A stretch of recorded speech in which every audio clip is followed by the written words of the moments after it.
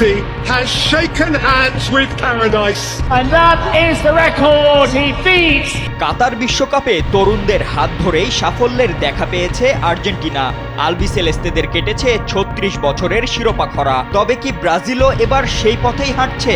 স্কালোনির পথে হেঁটে আনচেলত্তি কি পাবেন বিশ্বমঞ্চে সাফল্যের দেখা?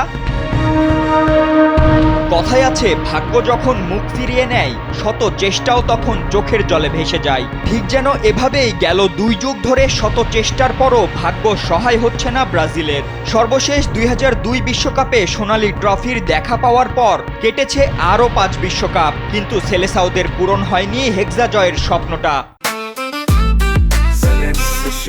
জেনেক্সে শিফট করো, লাইফকে লিফট করো। কিন্তু এবার যেন এক নতুন সম্ভাবনার স্বপ্ন বুনছে ব্রাজিল।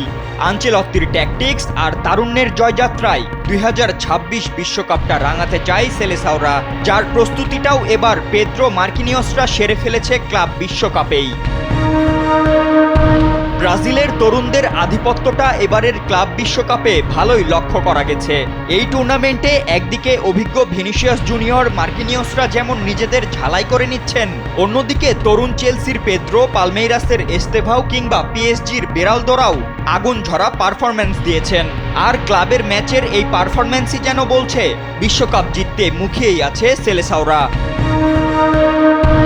কার্লো আনচেলত্তির ট্যাকটিক্স বরাবরই থাকে আক্রমণাত্মক, যে কারণে ভিনি রদ্রিগোদের পায়ের ধার বাড়াতে তো তিনি কাজ করছেনই, সেই সঙ্গে মিডফিল্ড ও ডিফেন্স সাজাতেও দেখা যাচ্ছে তার ভিন্ন কৌশল। ক্যাসেমিরো এবং মার্কিনিয়স ছাড়া মাঝ মাঠ ও ডিফেন্সের দায়িত্ব পুরোটাই যেন তরুণদের হাতেই তুলে দিতে চাচ্ছেন এই ইতালিয়ান মাস্টারমাইন্ড।